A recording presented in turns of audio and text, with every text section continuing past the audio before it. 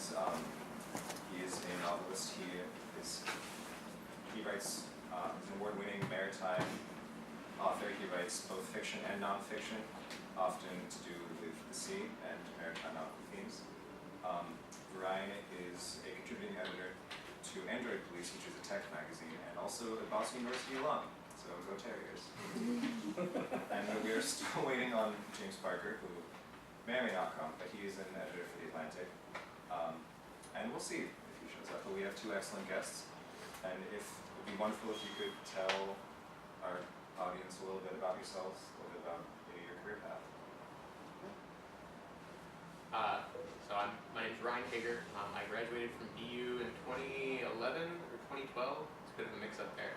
And I only got into writing in a professional capacity within the last 3 years. So before that, I was doing a totally unrelated work, and it's pretty cool. Is that all you're going to say? I live in I got like a whole page of stuff. I have no notes. Okay, now I'm embarrassed.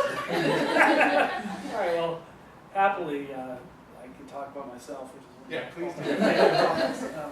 So, my name is Jim Nelson. I did not go to BU. I could not have gotten into BU, but that's the next best thing. I have a sister who's a professor at BU. So, anyway, yes, I'm astounded and slightly horrified to realize that I've been a professional writer for 25 years now. I don't know how that happens, but I do write. I'm a little unusual in that I write fiction and nonfiction, which is kind of unusual. I'm kind of curious. I assume you folks, you're here because you're interested in careers as writers. How many of you are interested in writing books? Okay. And others, poetry, journalism? Mostly book. Okay, good. All right. Well, I'll talk a little bit about that. Just to give you an idea of the path. See, I feel bad because I'm talking about myself. Oh, you're good at it. More interesting story. Yeah, well, the way I got to where I am, like I said, I've been doing this for 25 years, and one of the neat things about that is I've seen some really profound changes in the publishing industry. It is a completely different business now than it was when I started for a number of different reasons. I was never one of these people who knew as a little kid that he wanted to be a writer. I kind of feel guilty about that. I know I hear a lot of writers say, I knew as soon as I could pick up a pen, I wanted to be a writer. I was never like that. But I grew up in a very literary household. Our father was a college English professor, so my mother taught English, so there was always sort of that influence. But I actually ended up going to film school because I wanted to be a filmmaker. And my journey into becoming a writer started in two different ways. One, when I was in film school, I realized that the best entree into the film industry is through writing, through screenwriting. That really is the most reasonable way to get into becoming a filmmaker. So I started doing screenwriting when I was in college, and I did it very badly and with absolutely no success whatsoever, as you would expect. And at the same time, it's funny what impact has had on me, but I read a biography of Ernest Hemingway, and I thought, wow, never mind the writing, that just seems like a really cool way to live. I want to do that. So the bug was sort of planted, but I ended up going off and working on traditional sailing ships for a number of years, which is what I really loved doing. And then when I tried writing, but I wasn't ready to write, and I did it very badly, and it was a miserable mistake. I mean, there really is. I was simply not ready to do it, and so I worked on ships. I turned 30, which is kind of a monumental moment in one's life, and I just realized I was ready to do this. I was ready to start writing. So this was in 1992, if you can believe it, when I wrote my first book. And sold it in the traditional way. I sent a copy to an agent. Agent signed me on. He sold it to a publisher, and we went on from there. So for probably about 15 years or so, my writing career was really kind of the standard, it followed kind of the standard route. I would, once I'd become established as a writer to some degree, I would write a proposal. My agent would bring it to a publisher. The publisher would offer me an advance. I'd get the advance, I'd write the book, and then it would get published, like that. And that really is sort of the standard way writing was done. Now, when I started in 1992, I had an awful lot of advantages. And I was very fortunate in a lot of ways, I'll be the first to admit that. First off, this is pre-internet. So we didn't have nearly the kind of competition for eyeballs that we have nowadays. There's no internet, there's no Netflix, there's no Hulu, there's no Showtime. All of those things, that now compete for people's attention weren't there. So that was a huge advantage. Also, because of the particular timing, I write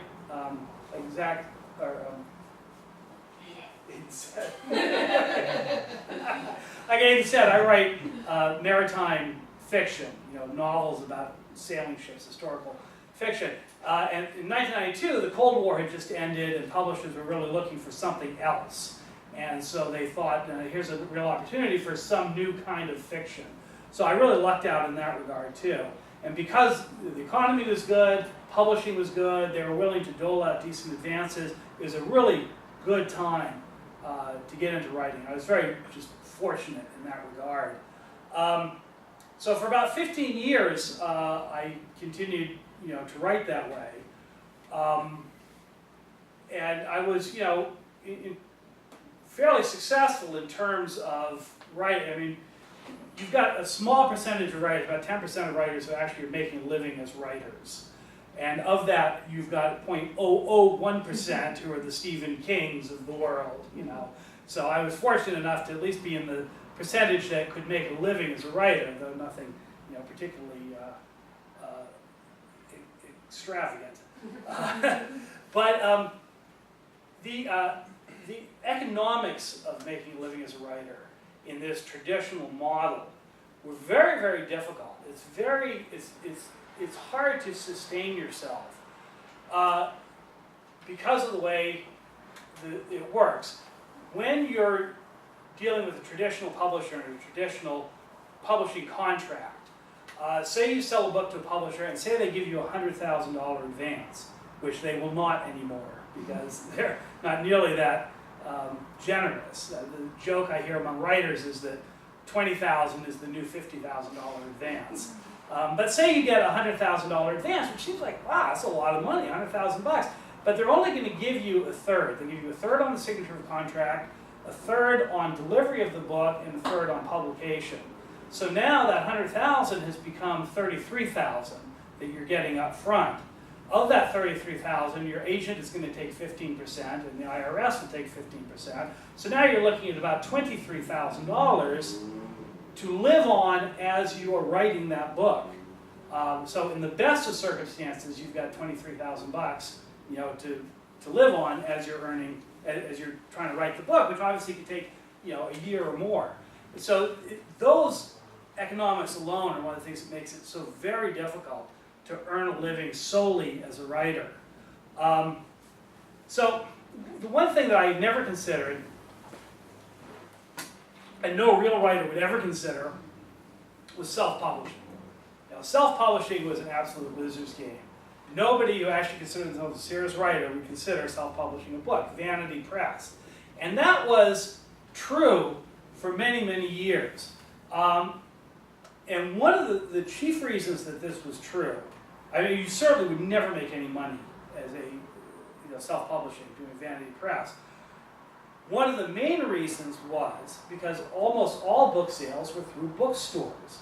You folks probably remember bookstores. They used to have them around. They're really cool. And nobody is more depressed about the demise of bookstores than I am. I love bookstores. My daughter grew up in her second home in our local bookstore. But they have become largely irrelevant in terms of book sales. With the rise of Amazon and online book sales, bookstores don't matter anymore.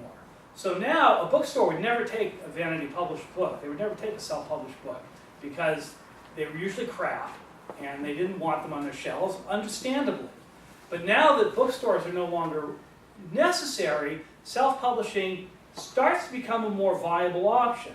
And again, I always had this real prejudice that all writers have against self-publishing. You know, it's like, again, this is for losers.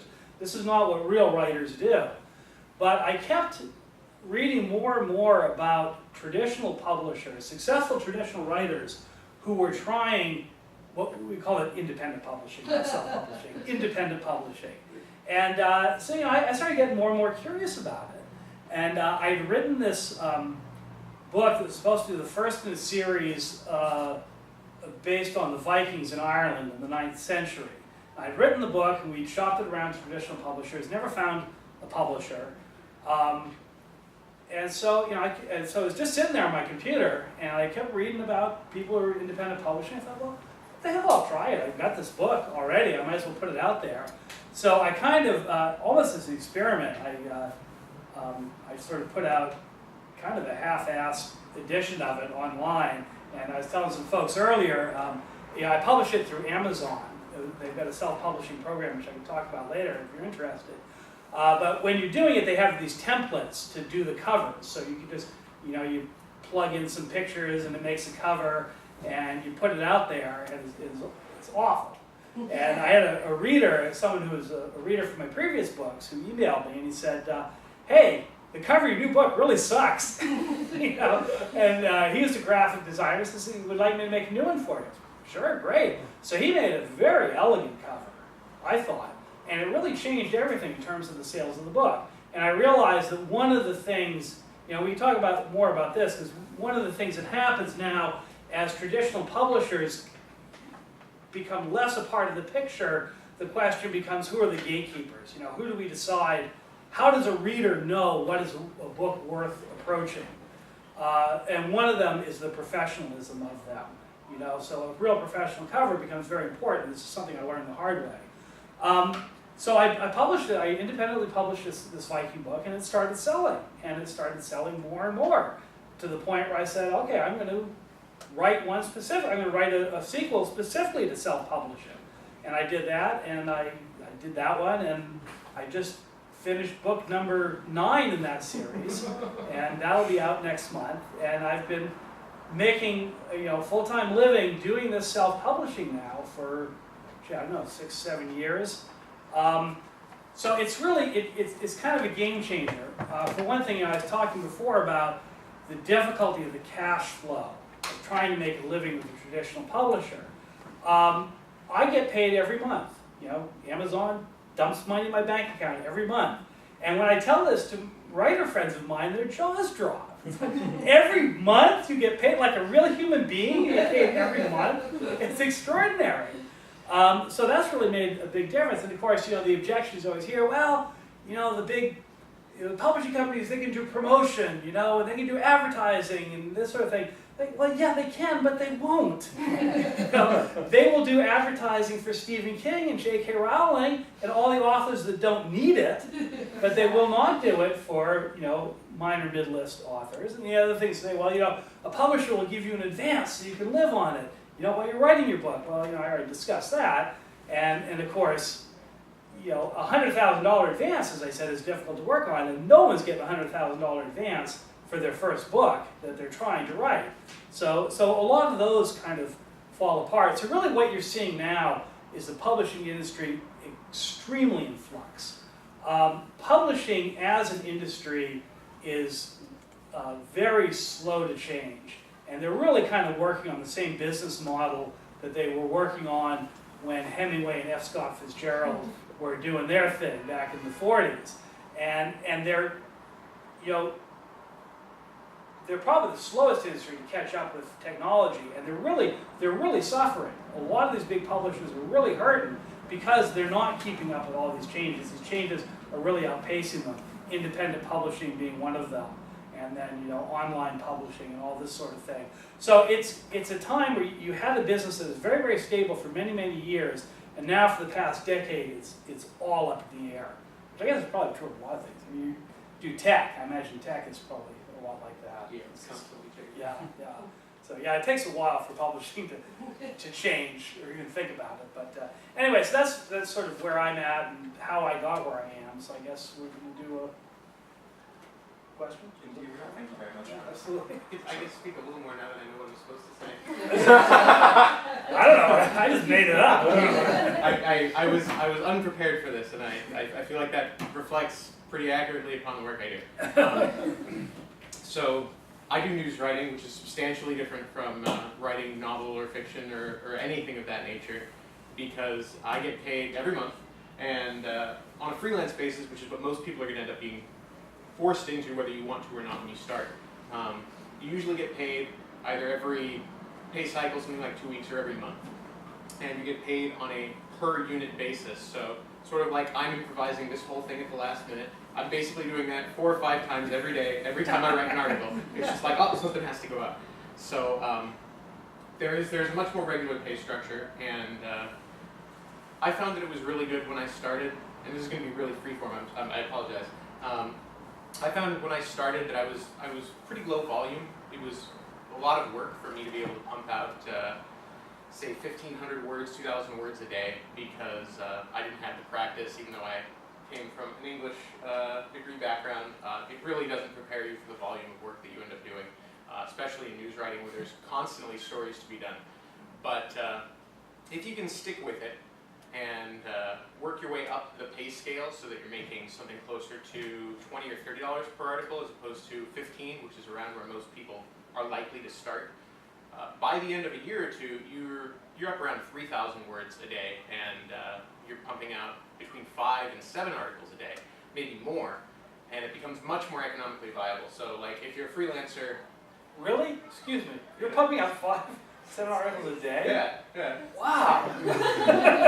I mean, it depends on the day. Wow. I'm impressed. If I may ask, do you think that's specific to tech writing in the field you do, or is that generalizable to most journalists? I think it's generalizable not to all writing, but definitely to online sort of the blog formats, so sites like The Verge or Engadget or CNET or the smaller sites like the ones I work for, whether you choose to use the ostentation blogger or news writer or reporter or whatever. I think generally speaking, you're going to find that most sites push their basic news in a category that's between 100 and 250 words, where you try to encapsulate things for people who are not as technically inclined as I am.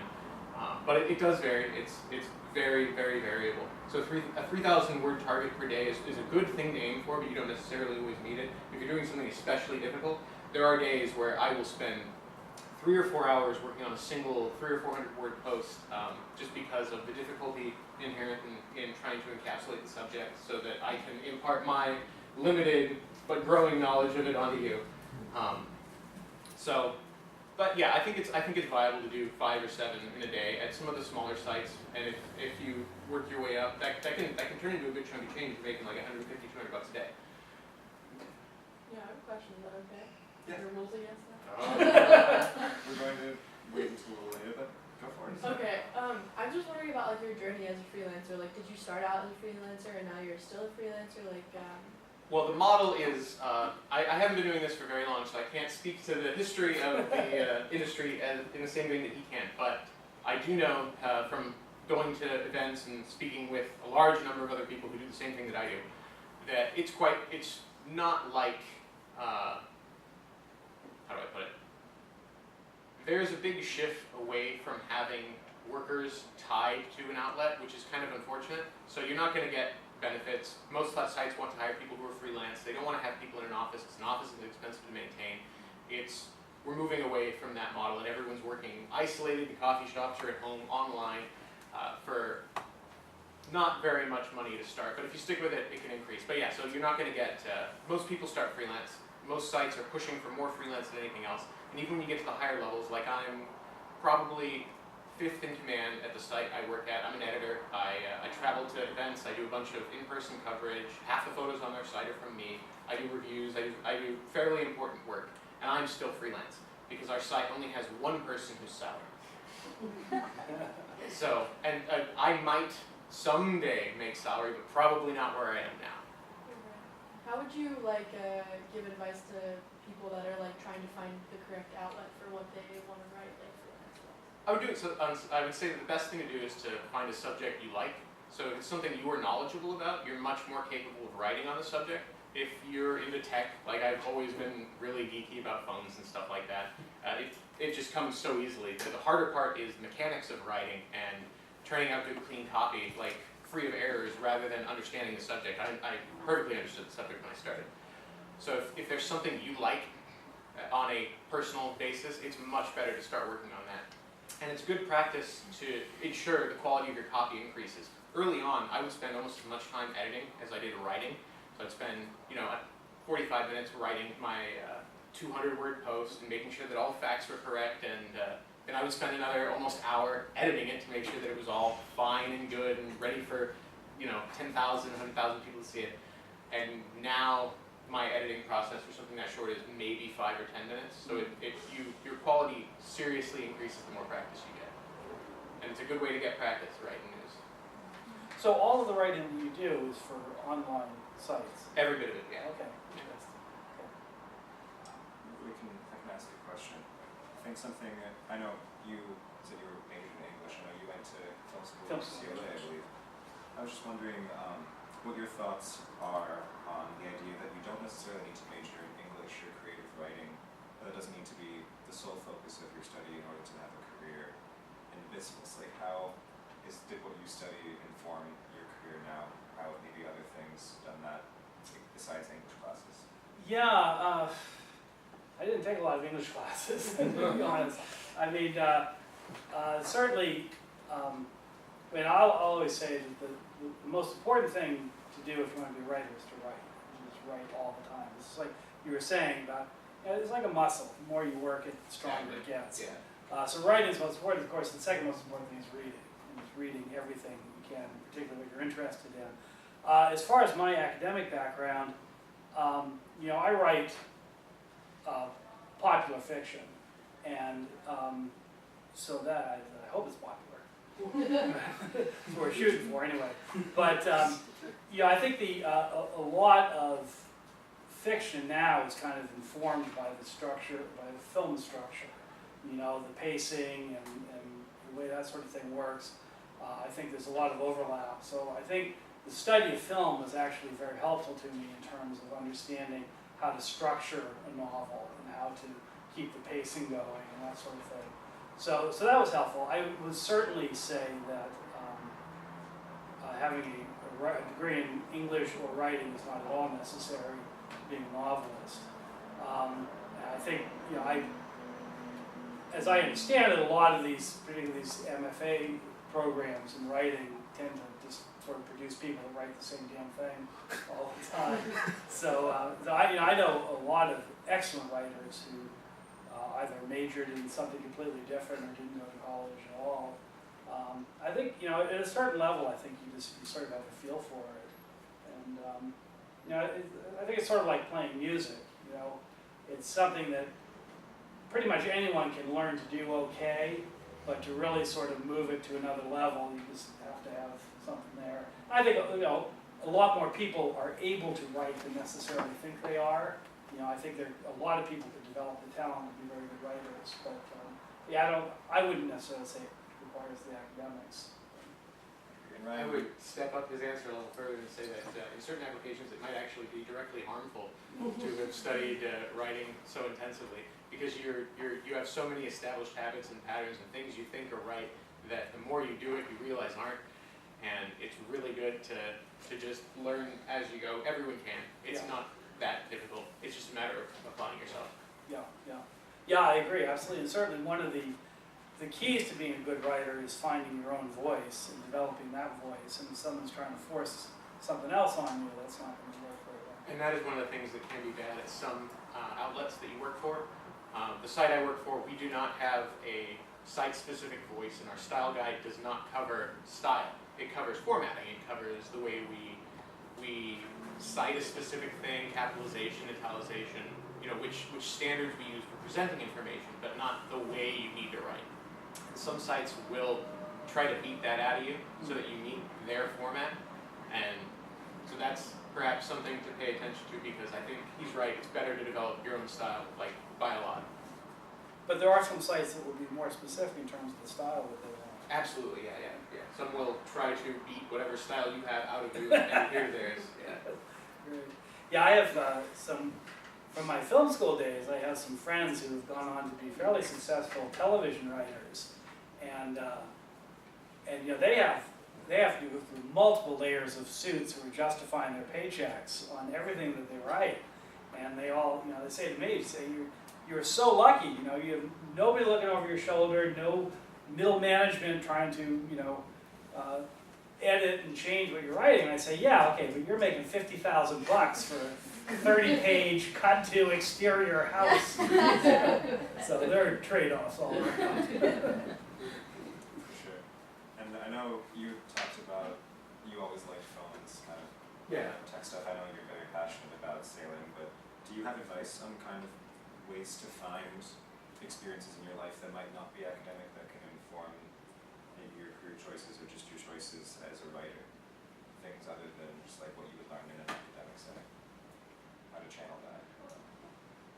Well, did you always like technology? Is that something that... Oh, absolutely. Okay. Yeah, I was always into it.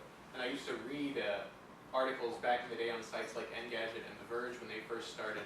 And like inside, I wanted to be able to do this stuff and play with all these new technologies and these new devices. And I never thought I'd ever get to, and it's pretty cool. So it was the technology before the writing? Yes, The writing. absolutely technology before the writing. That was my passion. The writing was just a means to be able to play with all this stuff, and then I got better at it. Okay. Interesting, okay. Yeah, well, I kind of had the same path. You know, I'd always loved maritime history and ships and sailing, and the idea of writing was always, as I had said before, kind of a vague thing in the background. And then, you know, so I started off first working on ships, and that actually was, I was going to make a career out of that. And then it kind of got a little tiresome after a while. You know, working on the ships can get tiresome when you're standing in line for breakfast and in line for lunch. You're crowded together on a ship with 50 people. So yeah, you hit 30, it's like, okay. It's got to be easier to write about this stuff and actually do it. So, but yeah, no, that's the writing. I mean, the interest in writing was always there, but it really sprang from the interest in. And there's never a question in my mind that this is what I was going to write about. Probably the same with you. Yeah. Now, as far as, you know, I mean, obviously, you know, good literature comes from everywhere, and you know. So I guess I can't really speak to, you know, where people might draw inspirations from. You know, I know in my own case, and yeah, I know other writers who just. I have a friend who writes a series, sort of a Charles Dickens-esque series set in Maine in 1890s, and they're absolutely wonderful books. And I have no idea why he picked that era. Actually, I do know he picked that era specifically because nothing happened historically. There was nothing going on historically. Yeah, I think it was just, you know, it's just something that he felt inside. He's a Mainer, and he just loved that atmosphere and that period in time. So I guess it's really sort of, you know, everyone has a sense for what they like, what moves them, what drives them. I guess that really is kind of where I would pull that from. Follow your hobbies. Yeah, right. Yeah, exactly. Could I ask a question? Because you mentioned television writing. As an independent publisher, do you have someone working on your path to option manuscripts or book projects? And how do you transition into screen media if you want to? Yeah, that's a good question. Actually, I'm a lousy businessman. I mean, there's so much I should be doing. Luckily, there are other people who are not lousy businessmen. Like, for instance, I published this Viking series in English in the United States via Amazon. But I guess there are foreign publishers have people who are actually scouring Amazon looking for properties that they can option. So I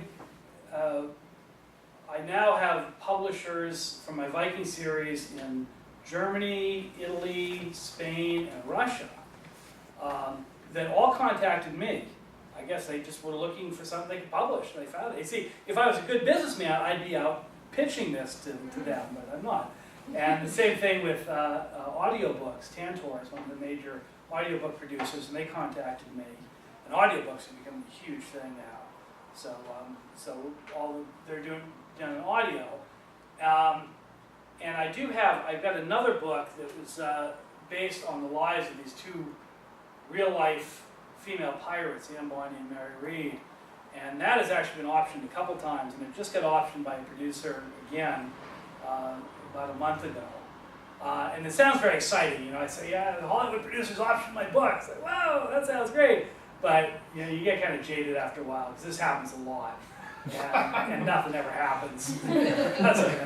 So you know, I get a little free money from the option, and who knows? You know, maybe one of these days it'll strike. A lot of, you know, great movies bounced around Hollywood for many, many years before they got picked up.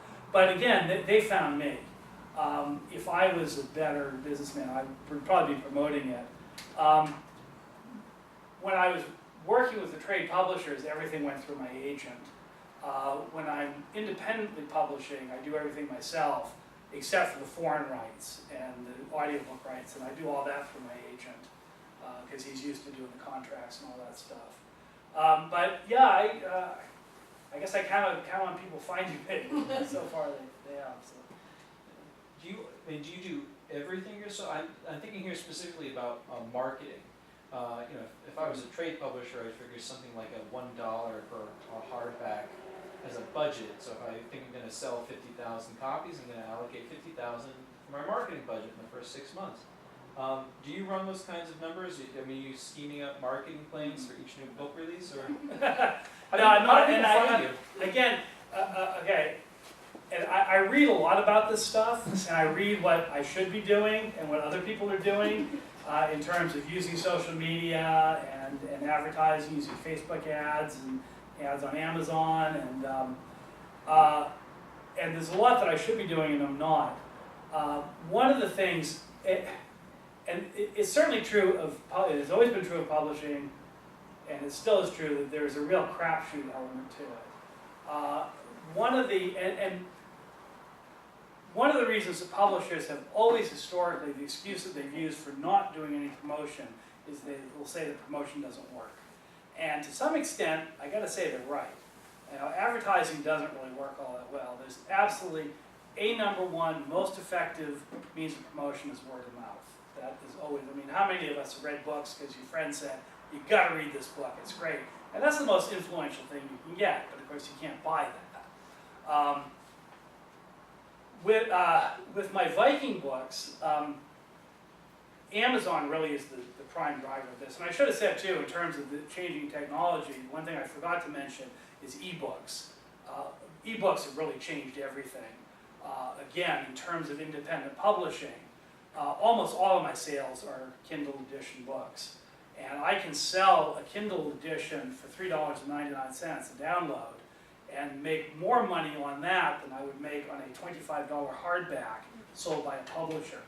And obviously a reader is going to be a lot more willing to take a risk on a $3.99 book. And of course Amazon is the king of this. And Amazon, you know, they have an algorithm that determines how they promote books. I'm sure you know far more about this than I do. And there really is a cottage industry of people trying to figure out how Amazon's algorithm works. But what seems clear is that when Amazon starts seeing movement on a title, they'll start promoting it. And the more movement they see, the more they will promote it. And I'm sure we've all used Amazon, so you know, like if you bring up a book, it will say, people who bought this book also bought this book. You know, so if you can start, if Amazon likes your book enough, they'll start doing that. So there's an author named Bernard Cornwell, you may have heard of. He writes very, very popular books set in medieval England. And so now when someone buys his book, it will pop up and say, and have my book next to it. If you like this, you might like this. And I've had readers email me and say, yeah, Amazon said I'd like your book, and so I bought it. So, you know, that's the golden thing. That's the best promo you can get. But again, you can't buy it. So what I do in terms of promotion, the real key, I think the most important thing is an email list. So I, will harvest emails. Every one of my books has got sign up for my newsletter. I promote that as much as I can. I've got an email list of a couple thousand now, and I'm always trying to build that. So every time a book comes out, I'll hit my email list and promote it to them. And ideally, they go on Amazon and they all buy it at once, and then Amazon sees this and they get excited. So that's what I've done. I am exploring like Amazon ads and that sort of thing. But I'm not as good as I should be. There are people who are excellent at this. And I know a lot of independent publishers, writers, publishers spend as much time doing the promotional element as they do the writing. And that's it's one of the many, many things in my life that I say, I really should be doing this. I know, since you've mentioned a bit of Ryan's expertise in technology, I was curious, as sort of a tech writer, I'm not super familiar with what that entails. What kind of expertise does it require to become a tech writer? And what are some of the specific challenges to try to make intensely technical, potential information palatable to a general population? Well, it requires a lot of understanding of the subject, because the whole idea is that you're distilling something that is inherently a complicated thing into something that can be understood generally speaking. So you have to really understand tech in general and whatever subjects you're speaking about specifically. Everyone at my site has sort of a different specialization. We have beats, and there are people who are more in touch with how browsers work and how things of that scale. Others are into, my forte at the site is really machine learning stuff. Because I've read a ton about it and I'm really into it and I love that stuff. But everybody sort of specializes in a different thing that makes you best suited to distill that subject, because it's something you're passionate about, like we talked about earlier. That's a really good way of choosing the subject you want to write about. But do you have a sense for this level of sophistication that your readership has? How? Yeah, that is very important, because you have to speak directly to your readership, so you have to know what is too technical for them. And sometimes that can be difficult if it's not the beat you typically cover, and therefore you haven't seen reader responses to the subject. It's very feedback oriented. So because I write on the site, I have to monitor comments as well, and when people don't understand something, they'll say that in comments. They'll be like, "You glossed right over this, and you didn't sufficiently explain it." And so you get a feel for how well your audience understands a given subject. But your audience isn't the only target. One of the things that we're trying to gamify as much as you are the Amazon ads is the rise of avenues like Flipboard and Google Discover feed and other automated systems that scan vast quantities of news feeds, including ours, and pick and choose specific articles to promote. And if your article gets selected by feed, that can be the difference between 2,000 or 3,000 views and 500,000 views. Simply because Google decided, this one's good, let's promote this one in our news feed. And that's orders of magnitude difference. So okay. it can be very, very important, and we've kind of tried to understand, like he has, how to specifically target the things that these automated systems look for.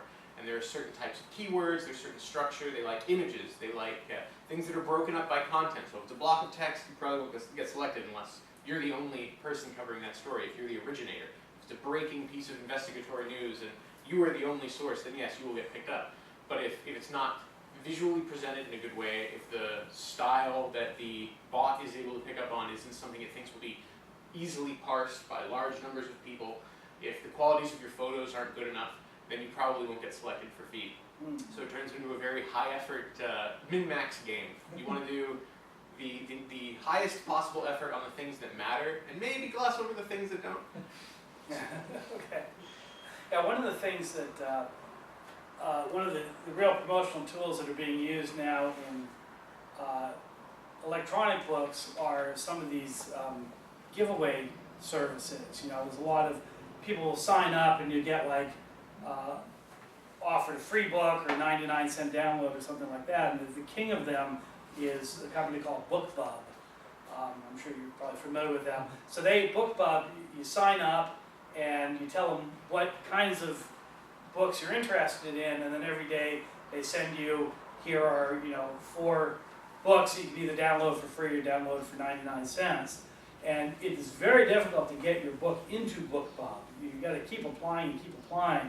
But if you can get your book selected, it makes a real difference. So I actually got my first Viking book accepted by BookBob. We offered it for free for a day, and it got 45,000 downloads. You know, and that would be, and it's so counterintuitive. And this is, you know, a publisher would never do this. A publisher, you're going to give away 45,000 books? Are you nuts? But the sales you wouldn't have got anyway. Exactly. The sales I would not get, and the next day, you know, I probably got 20,000 paid purchases and kept getting them. And now people have bought the first book in the series and they like it, they're going to buy the next book. So it's kind of counterintuitive that giving away books would be an advantage, but that's the kind of thing that a publisher would not go for. And again, it's one of the nice things about independently publishing, because I can do that. You know, I couldn't, if I had a book with Simon & Schuster, I couldn't put it on BookBob because Simon & Schuster wouldn't be willing to give it away for free. So you get a lot of flexibility in that regard. And you get the immediate feedback of that paycheck at the end of the month is that much bigger. Exactly right. Yeah, and so every one of those books, you know, has got sign up for my email letter. You know, send me your email address. And some news sites offer view bonuses as well, where if you've like Forbes is really well known for that. I don't know if many of you have electronic feeds that you monitor news from, but if you see news popping up from Forbes and it always has sensationalist headlines and really misleading graphics, that is like their shtick now. They're all about, because all of the writers there, they all get these view bonuses, so there are a few names there that are particularly reviled amongst my industry because they're so good at manipulating the system, and Forbes will let anyone who wants to right there. That's great. Yeah. So the sites that you write for, how do they earn a living? Advertising. Everything's well, almost everything's ad-based. We do a lot of, and it's becoming more popular, sponsored content, but it is editorially, at least where I work, it is entirely editorially separated. So we have sponsors like Verizon or Visible, carriers, OEMs, companies will place banner ads and pay us huge quantities of money to more prominently feature their specific ads with their specific links for whatever marketing incentive they're trying to push. But and some places don't necessarily fully disclose when they do that, or if they write a post that is sponsored, like we do sell those spots and they're plastered with as a sponsored post in like 4 or 5 different locations, and some places don't do that. But so that we do sponsored content, most of it comes from advertising, and that is generally you average that per view. Certain views types are worth more than others, so like the most expensive and what we generally target, because we are a US-based site, is US views. Views from most other countries are like orders of magnitude less value because they just don't click on ads and they don't buy stuff if they do. So we generally target US views, UK views, Australian views, Canadian views. So the sites obviously, the advertisers have figured out that this is an effective means of advertising. Yeah, well enough. We get a lot of, so we use ad networks. We don't necessarily pick and choose ads ourselves. We use services that plug in ads for us. So we use like Google's AdWords, or I can't remember what it's called, AdMob, something like that. We have a couple different ad providers, and they just plug into the site and they use analytics to determine what is best to present to a given user based on historical data. They have cookies that track you across the web. They know which sites you've been at. And therefore, if they've got, you looked at a product on B&H Photo, like a camera, and you didn't buy it, but they have a contract with B&H Photo, so you picked up a cookie while you were on that page, and you go to our site, you will see the ad for the product you were looking at on our site. Yeah, that's very creative. Yeah. Well, once you understand how it works, you're like, oh, it's just whatever. But it can seem a little weird. That's another question. So you guys are getting sort of into the weeds on once you're established in the writing industry in some capacity, these are advantages, these are benefits, these are all the moves you can have. But how does one get in there? So like how did you first pitch when you were starting out as a freelancer? How did you get someone to say, all right, kid, we'll give you a crack at it? How did you pitch, Jim, to your first agent? You know, how do you start your way on that ladder? I think people are more into the novelist space. But you go first. All right. Well, you know, one of the most common questions that I get is how do you get an agent? I get that question so often that I've actually written a boilerplate answer that I could just cut and paste into my email. And though I now have to give people the caveat that I have not actually looked for an agent for 25 years, so I'm not entirely sure. And let me say, you know, okay, so I've been blathering about independent publishing, which I'm very up on now, but I really don't want to disparage traditional publishers, because I think they really have a very strong and important place in publishing, and I would not discourage anyone from trying to get a contract with promotional a traditional publisher. In fact, my son, who's just starting out in writing, is actually a very, very good novelist, but it's not published anything. But he's really very eager to publish with a traditional publisher, in part just to be able to know that he could. You know what I'm saying? You know, they're the gatekeepers. They're the traditional gatekeepers, and agents are sort of the traditional first step in that. The big trade publishers will pretty much only look at the book that comes from an agent. If you send a book in by yourself, they will accept it and they'll put it on what they call the slush pile. And an assistant to an assistant will someday possibly pick it up and read it, read 2 pages and throw it out. You very rarely get published that way. The agents become the gatekeepers. The publishers depend on the agents to only represent books that have some value, that are worth looking at. So the first step, certainly when I got into publishing, and I don't think this has really changed, is to find an agent. Agents make their money by taking on books that they can sell. So an agent, a real legitimate agent, only makes money if they can sell your book. If they're charging you to look at their book, or charging you for their services, they are not a legitimate agent. So my agent makes 15% of everything that I make. If I don't make anything, he doesn't make anything. So I sent, back in the olden days when I was doing this, I sent a query letter and a couple of sample chapters. I think now most agents insist on electronic submissions only. But a good agent, as I said, because they're making their living finding books that they can sell, they're going to take a look at what you send them. It's only in their best interest. You know, and maybe they're just going to read 1 page. But frankly, if you can't catch them in 1 page, it's probably not a book that's going to sell anyway. So the first thing to do is to just start querying the agents. And ideally, you'll get signed by an agent, and then the agent's value is that they can pick up the phone and call an acquisition editor at Random House and say, hey, I got a book you got to look at. And they'll say, yeah, send it on over. And it'll get viewed. So in a traditional sense, that's really the way to do it. This is true of the big publishing houses, the major trade publishers. There are a lot of smaller publishing houses that will look at an unsolicited or unagented manuscript. You know, there are a lot of very good publishers, like Downey's Press up in Maine, where I live, Pequot, a lot of the smaller guys. They'll look at an unagented manuscript, and you know they don't have the promotional clout or the budget that a lot of the big boys do, but they are very good publishers. So that's certainly another way that you can go. As far as independent publishing, you know, anyone can do that anytime, which is part of the problem, because everyone does it all the time. And so you get this unbelievable glut of garbage out there, and just, you know, very few decent books among them. And that's, you know, I was talking before, this is becoming one of the problems that's sorting itself out now is who are the gatekeepers? How do we filter out the wheat from the chaff? And you're starting to see a number of things like reviews. You were talking about reviews. I think that really is